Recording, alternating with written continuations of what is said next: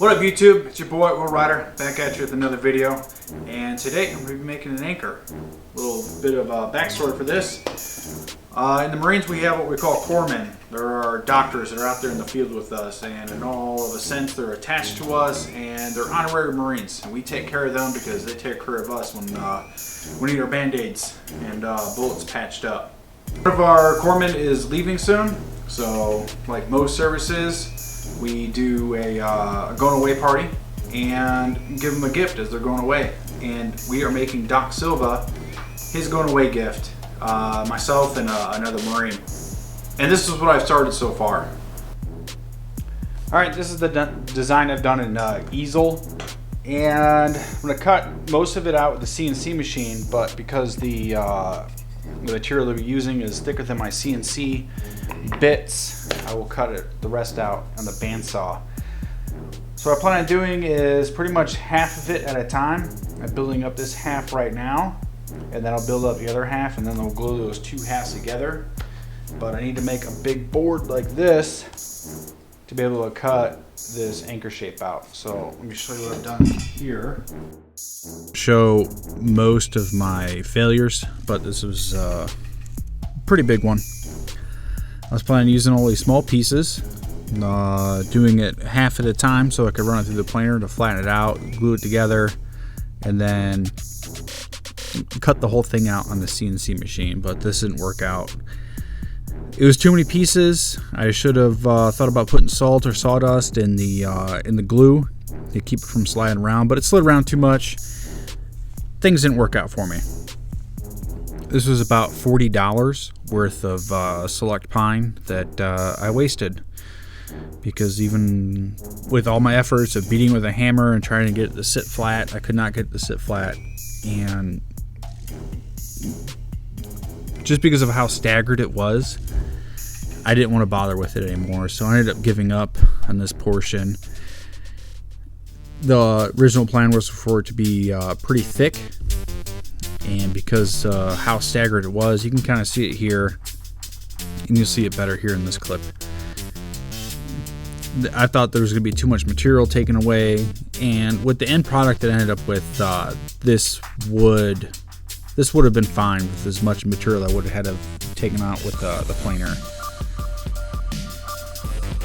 It was just a huge disappointment, and I was quite discouraged at this point. And this has happened a few times during this project that you'll see ahead.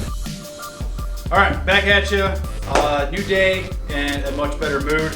And I don't know why I didn't think of this before. Check this out. This is a chunk of a ship that was beached in Florida like 70 or 80 years ago. One of the neighbors was getting rid of it. I asked them about it, and they said, "Oh, you can have it." And they told me the whole story about it. The husband seen the guy chopping it up, was going to do some kind of decor with it, and never did. So now I have it, and this is what we're going to make the anchor out of. But one of the issues that we're having right now with it is there's a lot of metal stuck in it. And though I do have a carbide blade in my table saw, I'll probably cut through that soft iron, I don't want to risk it. So we're going to start ripping metal out. And I got this little metal detector wand that it starts, it vibrates for her pleasure. And it has a little red thing, lets you know where the metal is. We're going to dig all the metal out, and then probably going to square it up a little better than I did on the last wood. And we'll use the planer and probably the joiner for that. That's another reason I don't have any metal in there, because those blades are expensive and they wear out really quick when they're brought up against metal. So let's start tearing this apart. And we're not doing that.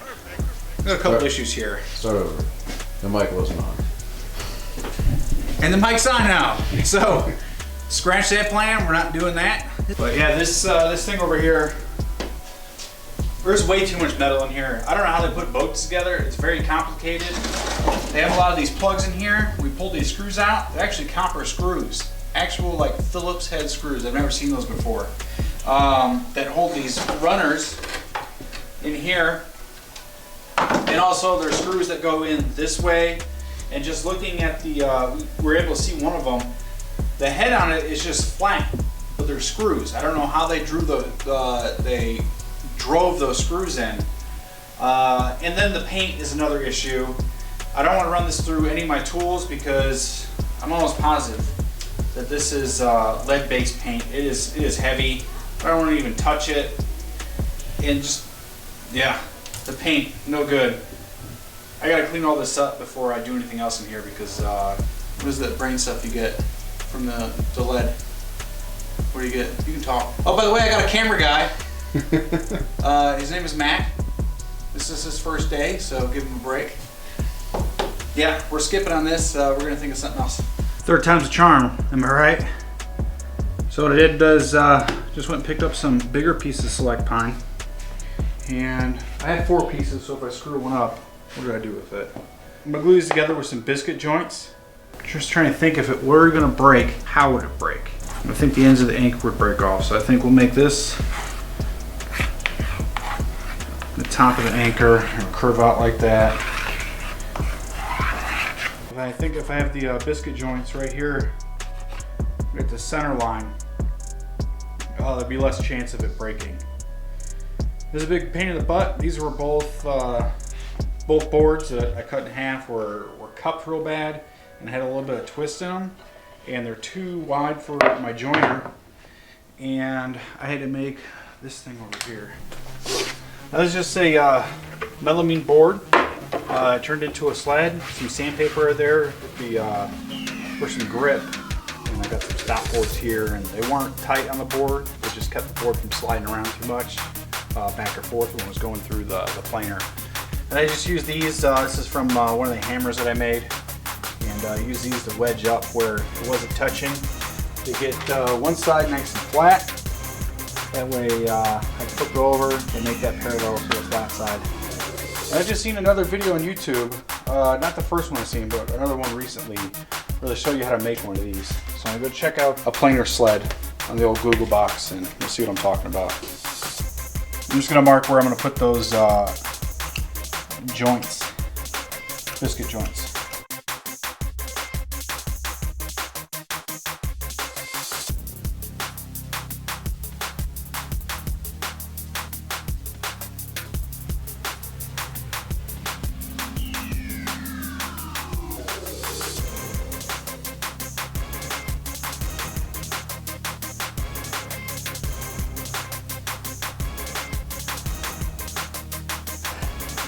Well, that's cleaned up pretty good. And well, biscuit fits in there. It's kind of an enormous tight fit. I'm just grabbing all the small biscuits, that's why. That's a little snugger. So this is a couple things. It's a little more material for the joint when you get the other side in there. More surface area. And also, it'll keep everything flat and lined up because in the other piece I'm going down at the same depth, so those tops will match up just fine. So even if the boards are different thickness, they'll be on the back side, but all these are the same thickness. Seems like I might have went too deep. Should only go about that far in. I'm going to change the settings. I'm going to get all the rest of these done. Here we are at the glue table again. The idea is get all my glues in there. I'm going to put a few clamps in it to squeeze it together. And then to keep this from bowing up, because what normally likes to happen is this likes to pull up like that. We're going to go on big things like this. So I am, and I don't do this most of the time. Normally what I do is run a couple boards across and clamp those down to keep those from popping up as I'm squeezing together. But I'm actually going to put some screws in it and screw it down into the glue table, where I know we're not going to have any issues where it's going to be in the final product.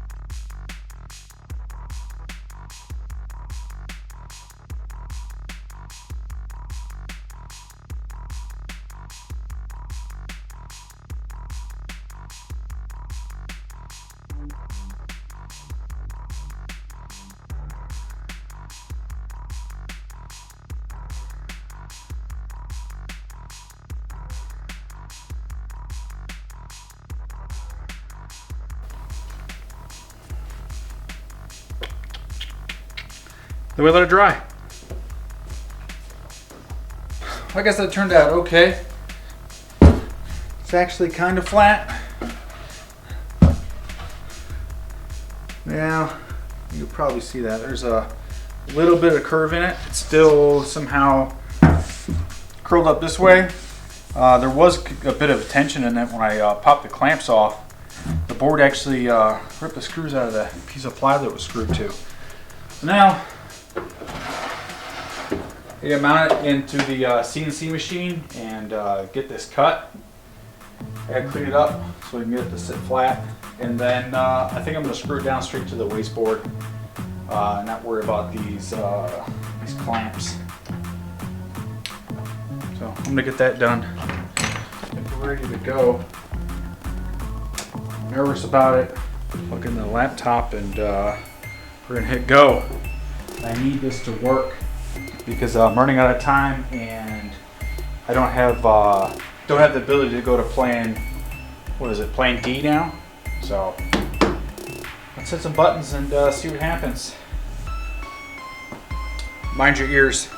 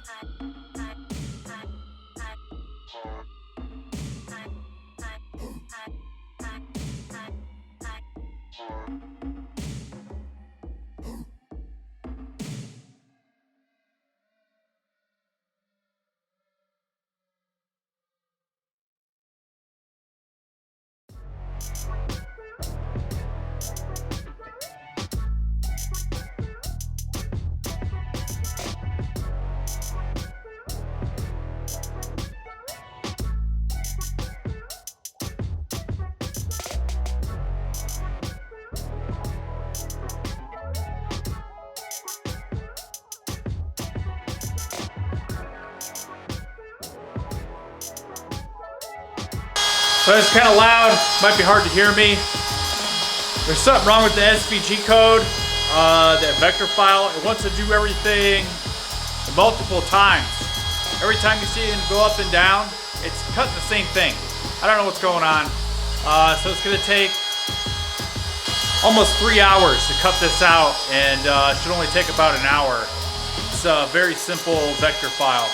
So I'll give you an update in a little bit. Hopefully nothing crashes.